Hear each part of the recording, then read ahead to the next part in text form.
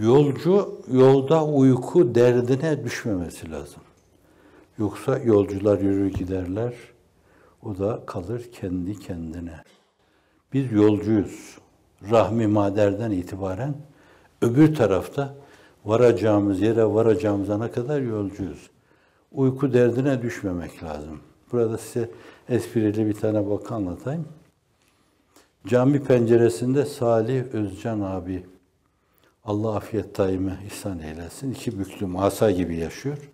Hep Allah karşısında zaten iki büklüm yaşamıştı. Şimdi Allah şeklen de asa haline getirdi. Hep rükuda. Evet, firdevsi bir insan. Cami penceresinde yatıyordum Mürşid Efendi. Geldi kaldırdı ben orada. Fakat latif bir üslupla, ince bir şeyle, ifade tarzıyla, yahu dedi ne yatıyorsun?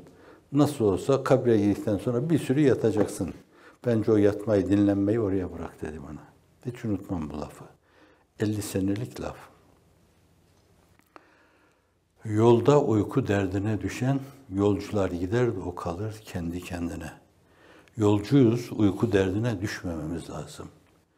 Ne kadar iktidam, ne kadar meşakkat, ne kadar sıkıntı, ne kadar cehd, ne kadar beyin sancısı, Üstad Necip Fazıl makamı cennet olsun ifadesiyle öz beynini burnundan kusma pahasına yolculuk gerekiyorsa yolculuk yapma ama katiyen uyku derdine düşmeme.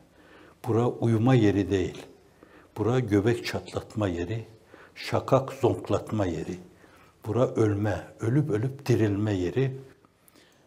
Bunu yapar gidersiniz öbür tarafta Allah Celle Celaluhu cennette مَا لَا عَيْنٌ رَأَتْ وَلَا اُذْنٌ سَمِعَتْ وَلَا خَطَرَ عَلَى قَلْبِ بَشَرٍ. Göz görmemiş, kulak işitmemiş, hiçbir insanın hayaline gelmemiş, hiçbir mutasavvırın tasavvur edemeyeceği ölçüde baş döndürücü nimetlerle Allah serfiraz kılacak. O mu, bu mu? Bu geçici, muvakkat hayattaki zevkler, lezzetler mi? Yoksa ebedi hayatta Cenab-ı Hak mahiyetinde, Hazreti Ruhu Seyyidül Enam'ın mahiyetinde ebedi bir hayat mı? Sallallahu aleyhi ve sellem.